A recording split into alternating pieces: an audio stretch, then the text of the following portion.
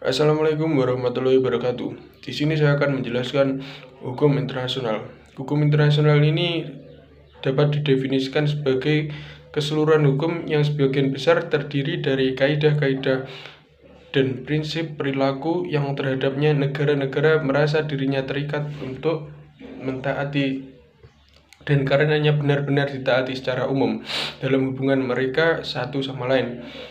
Profesor Kusumaatmadja mendefinisikan hubungan internasional ini sebagai keseluruhan kaidah-kaidah dan asas hukum yang mengatur hubungan atau persoalan yang meliputi batas negara dalam kurung hubungan internasional yang bukan bersifat perdata. Sebelum memahami apa itu hukum internasional, kita seharusnya terlebih dahulu mempelajari istilah-istilah yang sering digunakan dalam pembahasan hukum internasional ini. Yang pertama yaitu treaty atau traktat. Treaty atau traktat ini merupakan perjanjian internasional yang dibuat di bawah hukum internasional oleh beberapa pihak yang utamanya adalah negara. Walaupun ada perjanjian yang melibatkan hukum internasional, traktat ini sebagai salah satu sumber hukum internasional. Yang kedua, convention atau konvensi. Dapat disebut juga sebagai kebiasaan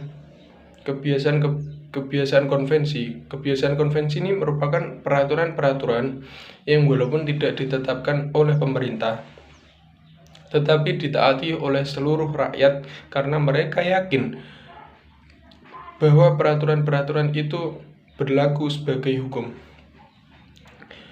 Berikutnya, agreement atau persetujuan. Agreement atau persetujuan ini mencakup seluruh jenis-jenis perangkat internasional dan biasanya mempunyai kedudukan yang lebih rendah dari traktat dan konvensi, yang secara khusus mencakup materi-materi yang diatur dalam traktat dan konvensi. Berikutnya, charter atau piagam. Istilah ini umumnya digunakan untuk perangkat internasional seperti dalam pembentukan suatu organisasi internasional. Penggunaan istilah ini berasal dari makna charter. Berikutnya, declaration. Declaration ini adalah suatu perjanjian yang berisikan ketentuan-ketentuan umum di mana pihak-pihak pada deklarasi tersebut berjanji untuk melakukan kebiasaan-kebiasaan tertentu di masa yang akan datang.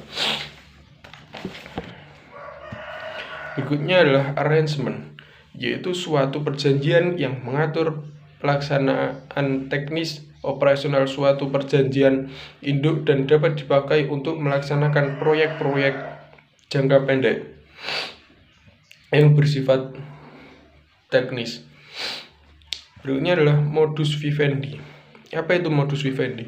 Modus vivendi adalah suatu perjanjian yang bersifat sementara dengan maksud akan diganti dengan pengaturan yang tetap terperinci, biasanya dengan cara tidak resmi dan tidak melakukan pengesahan. Setelah kita sedikit memahami istilah-istilah tadi, saya akan menjelaskan bentuk-bentuk perjanjian internasional. Di sini saya akan membagi mengenai klasifikasi perjanjian internasional. Perjanjian internasional menurut subjeknya. Perjanjian internasional ini dibagi menjadi perjanjian antar negara, perjanjian antara negara dan subjek hukum internasional, dan perjanjian antara subjek-subjek hukum internasional.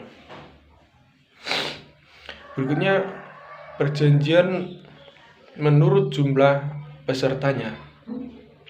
Perjanjian internasional ini dibagi menjadi perjanjian bilateral, yaitu perjanjian kedua belah pihak, dan perjanjian multilateral, itu lebih dari dua pihak.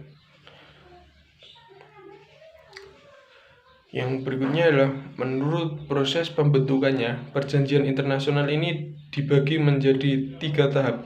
Yang pertama, dilakukannya perundingan, kemudian penandatanganan, dan ratifikasi, serta 2 tahap berikutnya yaitu perundingan dan penandatanganan.